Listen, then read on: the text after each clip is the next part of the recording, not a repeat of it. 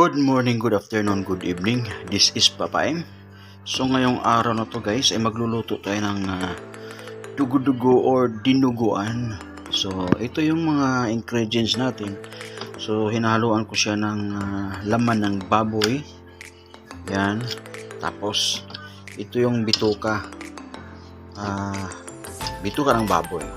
So mayroon tayong luya pangtanggal lansa ng ating laman loob. So mayroong bawang. Ayan. So nilalagyan natin ng paminta na durog. Pangtanggal din ng lansa ng laman loob. At saka dahon ng laurel. At saka guys, lagyan natin ng dahon ng guyabano. Tingnan natin kung hindi mo talaga maalis yung lansa ng laman loob. So maglalagay din tayo ng asin para may kunting lasa naman yung ating para dugo-dugo. Yan.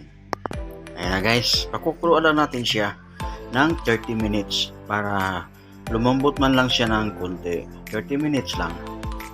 So guys, balikan natin to after 30 minutes. Maglalagay lang ako ng kunting tubig.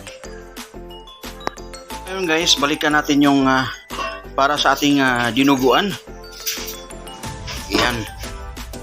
So wala ng tubig guys.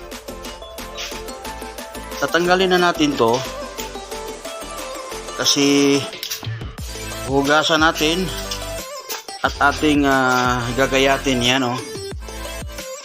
Wow! Yan, masarap. May kunting kulay brown kasi so, pwede nang hindi natin to ipiprito. Diretso gayat na lang to. Yan. So, ito yung laman. Yan, masarap to ihalo sa dinuguan. So, pwede ring atay. So, pwede yung atay ihalo sa dinuguan. Masarap din yan. So, depende sa iyo, depende sa inyo kung ano yung gustong gagamitin para sa dinuguan. So, yung iba ground pork lang. So, okay na sa kanila. So, ito yung pinaglutuan natin. Ito yung nilalagay nating ricados. Yan. So, itatapon na natin yan. So gayatin muna natin to. So depende na sa inyo kung ano kalaki yung gayat niyo. So ngayon guys, ituloy na natin yung ating pagluluto sa ating dinuguan. Ito lang yung gagawin nating dinuguan.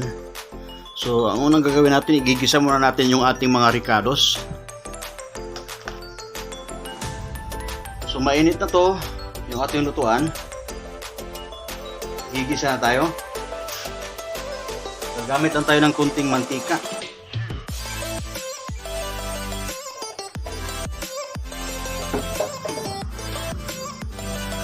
Saka kunting margarine.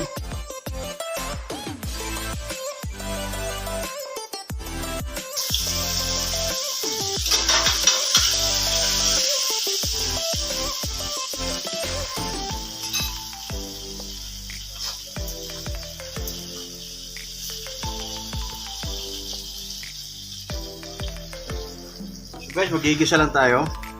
So, mayroon tayong red onion at saka hinaluan ko ng konting ginger at saka bawang.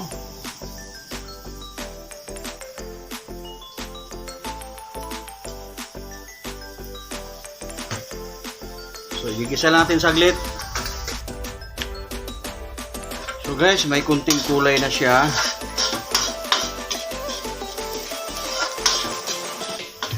Kulay brown na yung ating ricados. Ilalagay natin yung ating main ingredients.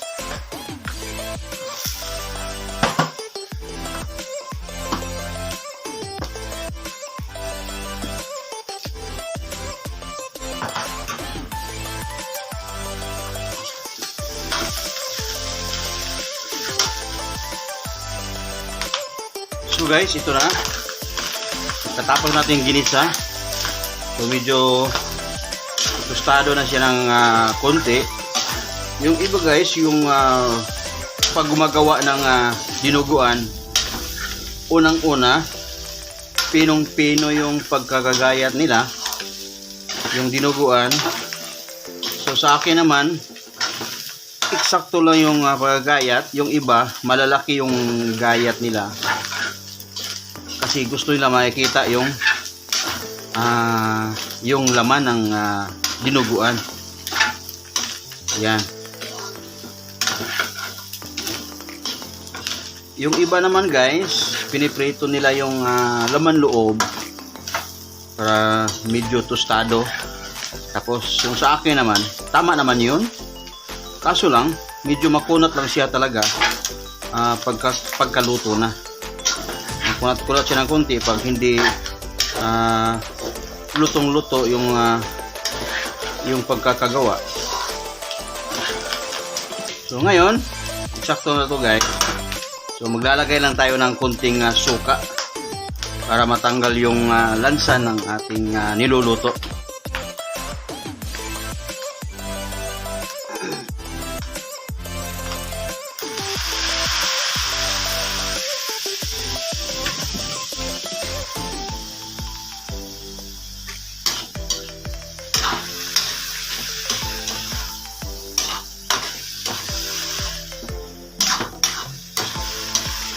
Yan, mabango na siya.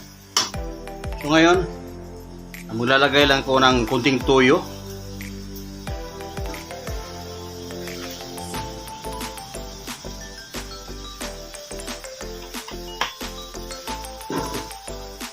Kunting patis.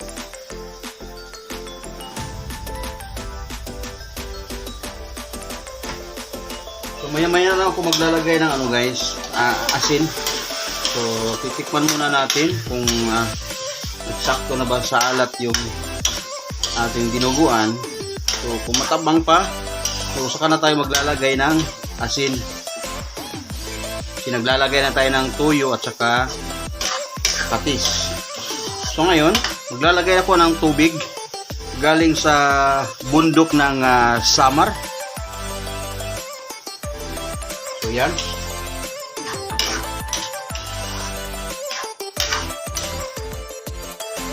Huwag lang nating damihan yung tubig kasi iba-iba naman yung style sa pagluluto ng dinuguan. Yung iba naman mayroong masabaw, yung gusto nila masabaw. Yung iba naman medyo kunti lang yung sauce tapos sticky.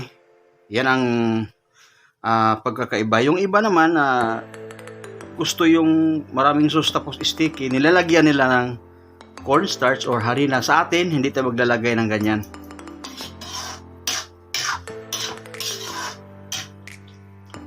Yung sa iba, naglalagay sila ng gata.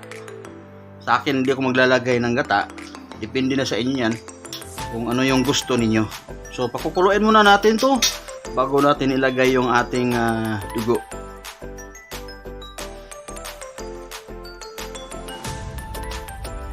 Okay, maglalagay lang tayo ng dahon ng laurel. So, nilagay ko na yung tanlad natin.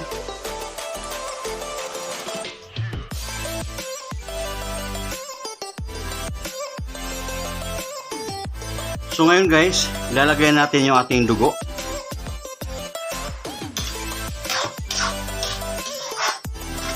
Eksakto na to. So, sa tingin nyo guys, kulang talaga yung tubig, no? Pero sa akin, eksakto na to. So, request kasi may nagre-request kasi na kunti-kunti lang yung sabaw. So, mamaya, kung sobrang sticky, lagyan muna natin ng konting tubig. So, ngayon, ilagay na natin yung dugo, ha? So, ngayon guys, yung dugo, makikita ninyo, mayroong konting buo-buo. Hinahalo ko talaga yung yung namumuo na dugo. So, pinipiga ko to para nadudurog. So ngayon okay lang yan. Landahan lang yung paglalagay ng dugo. So wag kayong tumigil sa paghalo para hindi siya magbuo-buo.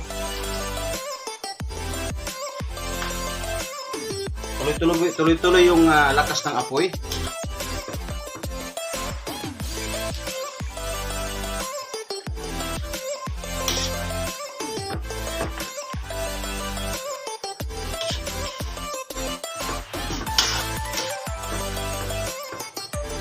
Yan, tuloy-tuloy lang talaga yung paghalo para hindi magbuo-buo yung dugo.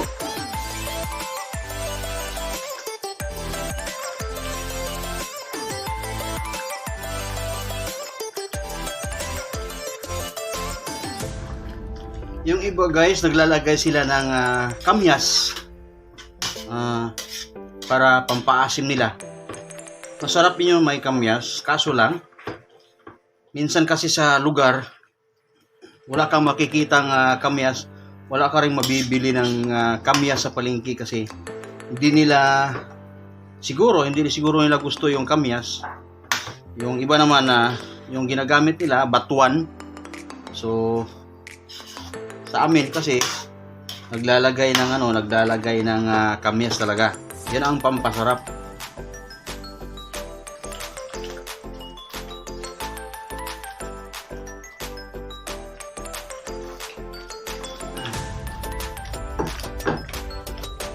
Huwag niyong tigilan pag halo sa dugo para hindi siya magbuo-buo. Tuloy-tuloy lang.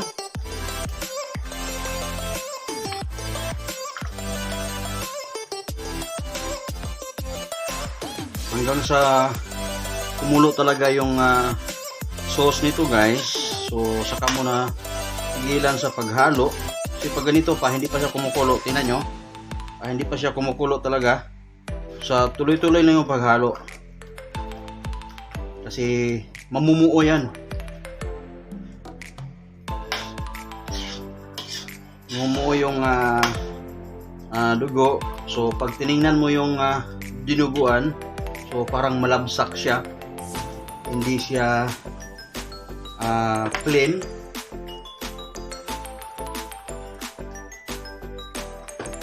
Yan, maganda tong ganito. Ganito lang yung dugo-dugo. Hindi marami yung sabaw. Yung ganyan, parang sticky siya. So, hindi talaga natin ito nilalagyan ng harina or cornstarch. So, dugo lang talaga. Yan. So, sa ibang lugar, iba naman yung style. Yan, kumukulo na siya ng konti. Ano nyo? So, malapit na siyang maluto.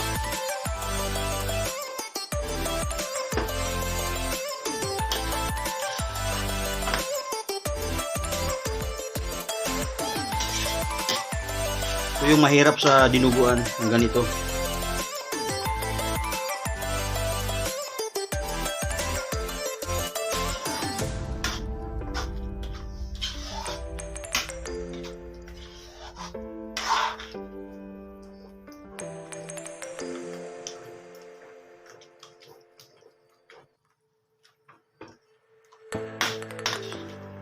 Pag ganito guys, hindi siya kumukulo, hindi pa luto yung dugo. Tuloy-tuloy lang sa paghalo.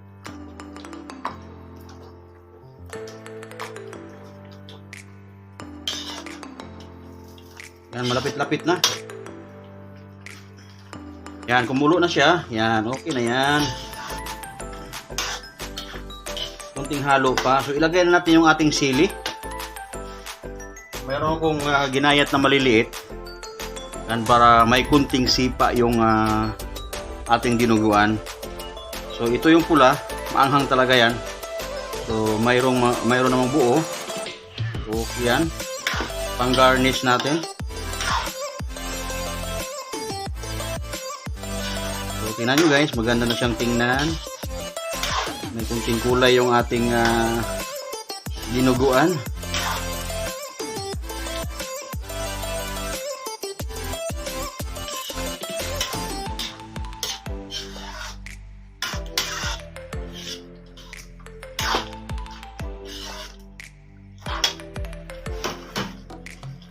So maglalagay na tayo ng spring onion. Yan o, spring onion. So magtitira lang tayo ng konti para garnish.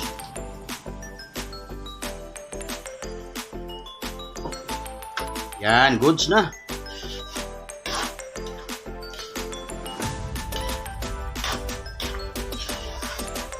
Hindi na natin kailangan magdagdag pa tayo ng tubig. Eksakto lang yung sabaw niya.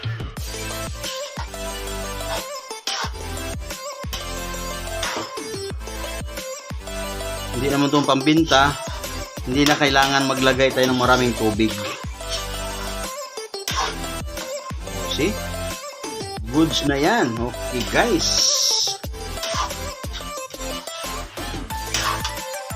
Platings na tayo. So platings tayo mga guys. Okay na yung ating dinuguan. Patayin na natin. Hindi maganda pag overcook ang ating dugo. I-split. Masarap. Okay guys, platings na tayo guys.